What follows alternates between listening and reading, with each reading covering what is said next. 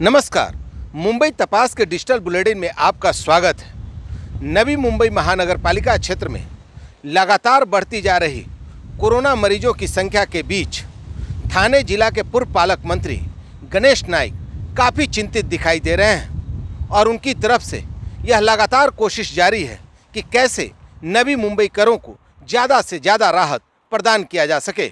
और इसके लिए उन्होंने केंद्र सरकार, राज्य सरकार और पालिका प्रशासन तीनों से अलग अलग मांगों को सामने रखा है। केंद्र सरकार से उनकी मांग है कि इस वक्त जितने भी लोग हैं उनको बैंकों द्वारा इमरजेंसी लोन की व्यवस्था की जाए। राज्य सरकार से उन्होंने बिजली बिल माफ़ी की मांग की है। वहीं पालिका प्रशासन से उनके द्वारा संपत्ति कर और पानी पट्टी कर को माफ़ किए जाने की मांग की गई है। ऐसे में ऐसा लगता है कि गणेश नाइक निश्चित तौर पर एक उत्तम जनप्रतिनिधि के रूप में नवी मुंबईकरों के सामने दिखाई दे रहे हैं। नवी मुंबई में बढ़ते कोरोना मरीजों की संख्या और उसके चलते पिछले 4 महीनों से ज्यादा का लॉकडाउन होने के कारण आज नवी मुंबई के ज्यादातर परिवार भयंकर आर्थिक मुसीबतों का सामना कर रहे हैं। ऐसी परिस्थिति में ठाणे जिला के पूर्व पालक मंत्री और वर्तमान में एरोली के विधायक गणेश नाइक लगातार इस प्रयास में जुटे हैं कि नवी मुंबई के लोगों को कैसे राहत प्रदान की जा सके।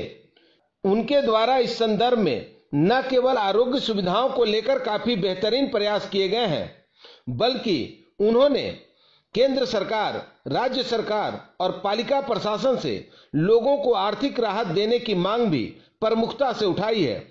गणेश नाइक ने केंद्र सरकार से यह मांग की है कि आर्थिक विपत्ति का सामना करने वाले लोगों को तुरंत बैंकों द्वारा इमरजेंसी लोन प्रदान किया जाए और इस लोन की प्रक्रिया को बेहद सुलभ बनाया जाए।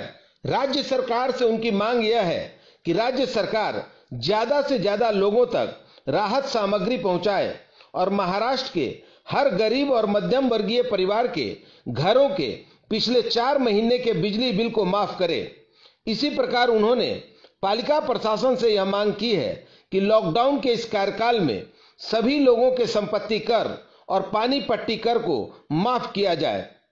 हुए बिल इसको आप मत कबूल करो, इसके बारे में विधानसभा में भी चर्चा हो जाएगी। उस पर राज्य शासन को हम निर्णय लेने को लगाएंगे कि जो बेफुजल लोगों पर ज़्यादा बिल आए हैं, जो उसका स्लैब होता है कि 100 यूनिट 300 यूनिट एक ही साथ यदि आप लोग गिनती करोगे तो उसका बिल बढ़ने वाला है। जो लोग बोलते कि नहीं तुम लोग घर में वर्क फ्रॉम होम करे इसलिए बिल बढ़ रहा है।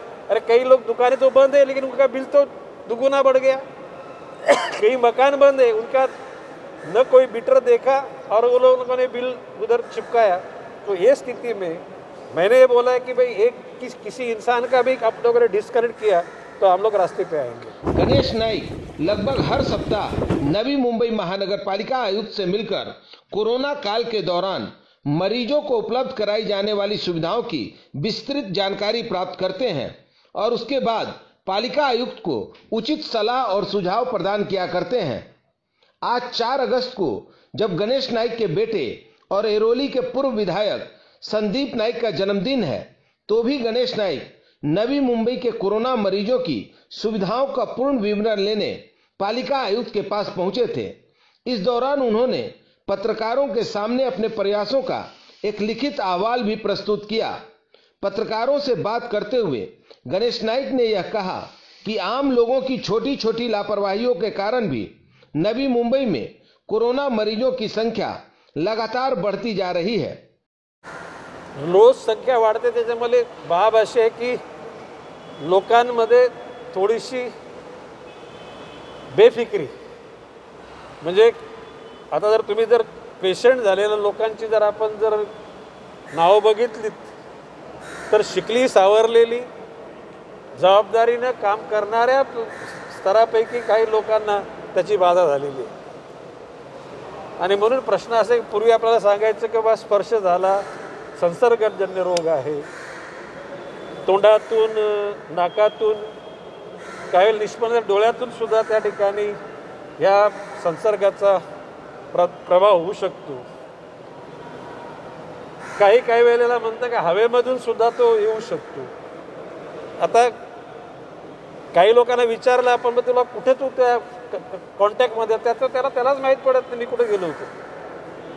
म्हणजे तो कुठून बाधित झाला त्याचा शोध त्याला स्वतःला लागत नाही. आणि म्हणून अशा परिस्थितीमध्ये आम्ही त्याला सांगितलं की लोकांना आपण शिकवलं, हात धुवा, अंतर ठेवा, मास्क त्या ठिकाणी परिधान करा, शक्यतो घराबाहेर जाऊ नका, गर्दी टाळा.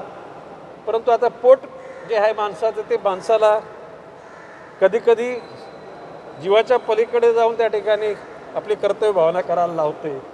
आणि म्हणून त्या ठिकाणी लोकांना कमीत कमी पैशामध्ये कमीत कमी गोष्टीमध्ये जीवन कसं जगावं हे पण आपण सगळ्यांनी सांगितलेलं आहे. ब्युरो रिपोर्ट, मुंबई तपास.